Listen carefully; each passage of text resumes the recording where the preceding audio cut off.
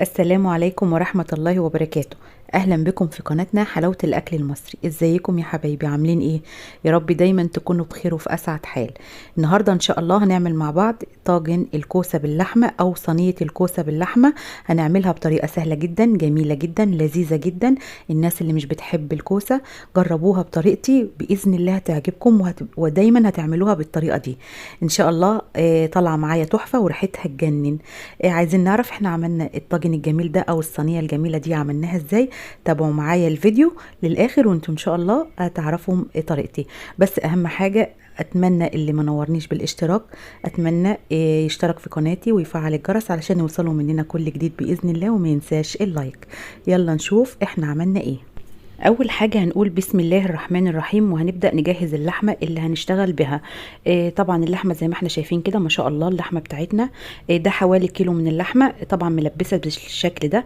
انا مش بحب تكون اللحمه حمرا خالص، لازم تكون كده ملبسه علشان تطلع لي شويه شوربه حلوين كده، وفي نفس الوقت كمان بتبقى لذيذه بجد.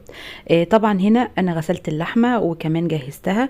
معايا هنا التوابل بتاعت اللحمه، مفيش توابل معايا كتيره. كل اللي معايا عباره عن مستكة وحبهان عفوا. مستكة وحبهان، ورق لورا، وكمان فلفل اسود، نص معلقة صغيرة من الفلفل الاسود. طبعا انا هنا بدأت الاول حطيت معلقة من الزبدة، وبعدين نزلت بالتوابل اللي هي الفلفل الاسود والمستكة والحبهان، وبعد كده والورق اللورا، وبعد كده نزلت باللحمة. طبعا انا هنا مش بغليلها مية وبحطها فيها، لا انا ببدأ اشوحها الاول علشان يعني الطريقة دي بتبقى لذيذة جدا، بطعم الشوربة وبتخليها لذيذة.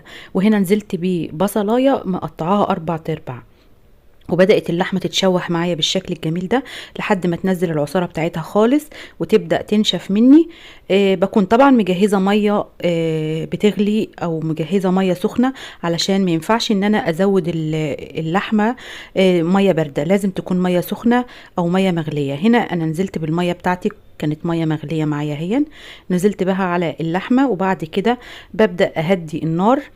وطبعا انا ما بحطش ملح خالص، ما ينفعش تحطي ملح اثناء السوى. ببدا اهدي النار واسيب اللحمه بقى تستوي على مهلها كده براحتها. النار بتكون هاديه جدا جدا. بعد كده زي ما احنا شايفين بغطي عليها واسيبها بقى. انا دلوقتي هبدأ اشتغل في الكوسة بقى. انا هنا معايا كوسة غسلتها كويس، وبعدين قشرتها بالطريقة اللي احنا شايفينها دي، وببدأ اقطعها تقطيع، يعني ما يكونش رفيع قوي ولا يعني سميك قوي، متوسط زي ما احنا شايفين كده بالشكل ده. ما شاء الله. طريقة الكوسة دي بصراحة بتعجبني جدا وجميلة جدا وكمان لذيذة. بقطع كل كمية الكوسة اللي معايا بالشكل ده مكعبات او ترانشات، او اي بصي تقطيع تحبيه. التقطيع ده بيرجع لك انتي بالشكل، بس انا بحب يعني ايه اقطعها دواير كده، بتبقى جميلة جدا وكمان ما بتغيبش معايا في السوا. بقطع كل الكمية وبعدين برجع تاني اقول لكم هنعمل ايه. انا هنا خلاص خلصت كمية الكوسة كلها قطعتها. تعالوا بقى نشوف احنا مجهزين معانا ايه كمان علشان نعمل الطاجن. معانا بصلتين مفرومين بالشكل ده، مفرومين ناعم، وكمان معلقة كبيرة من الثوم، ومعانا صلصة طماطم. انا كمية الكوسة اللي معايا ديت حوالي 2 كيلو من الكوسة. طبعا نزلت جبت حلة ونزلت فيها بمعلقتين من الزبدة، ونزلت طبعا بصلتين المفرومين. وكمان اول ما البصل بدأ يدبل معايا كده انا ما بغيرش لونه او بحمره، انا بس بحاول ان انا اخليه يدبل معايا، وبعد كده بنزل بمعلقة الثوم. نزلت عليه طبعا بمعلقة الثوم، وبعد كده ببدأ زي ما احنا شايفين كده يا دوبك بس يدبل حاجة بسيطة. بعد كده بنزل بالصلصة او بصلصة الطماطم. الصلصة ديت انا مفرزاها عندي في الديب فريزر، يعني متسبكة كويس ما شاء الله، تشوفيها كأنها صلصة جاهزة من بره، او الصلصه المعلبه.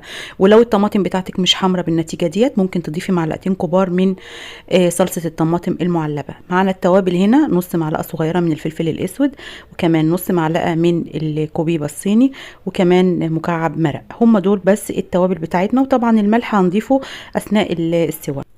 هنا ما شاء الله كانت الصلصة بتاعتي اتسبكت كويس. هنا طبعا نزلت بالكوسة، كمية الكوسة كلها نزلت بها. بنزلها كلها وبخلي بالي لان طبعا الكوسة بتنزل كمية من المية.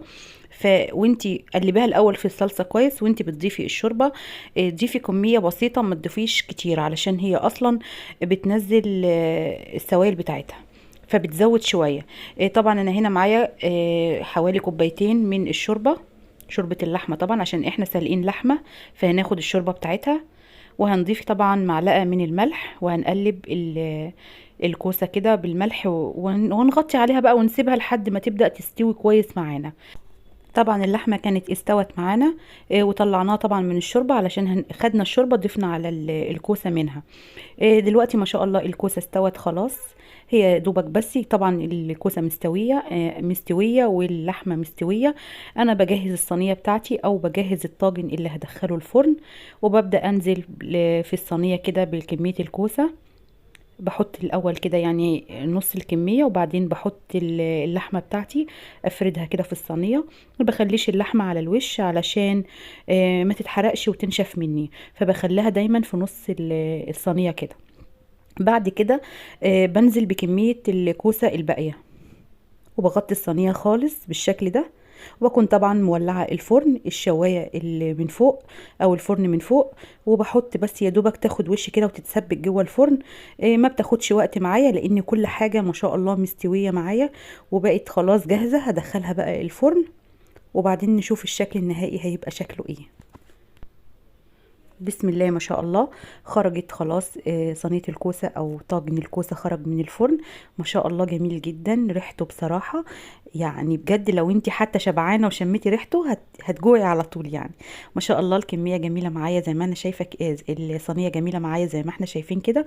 طبعا انا هنا جهزت معاها رز بالشعريه، او ممكن تعملي رز حبايه وحبايه، او ممكن تقدمي معاها رز ابيض بس، مش محتاجه اي حاجه خالص غير بس حبه رز وخلاص.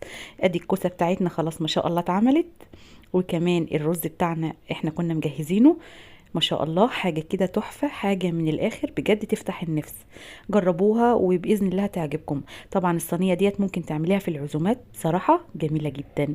يا رب النهارده الفيديو يكون عجبكم، ولو عجبتكم طريقتنا ما تنسوناش بالاشتراك في القناة وكمان تفعيل الجرس علشان يوصل لكم مننا كل جديد بإذن الله. وما تنسوناش باللايك. أتمنى يا رب يكون فيديو بتاعنا خفيف النهاردة وجميل ويكون عجبكم. أترككم في رعاية الله وأمنه، والسلام عليكم ورحمة الله وبركاته.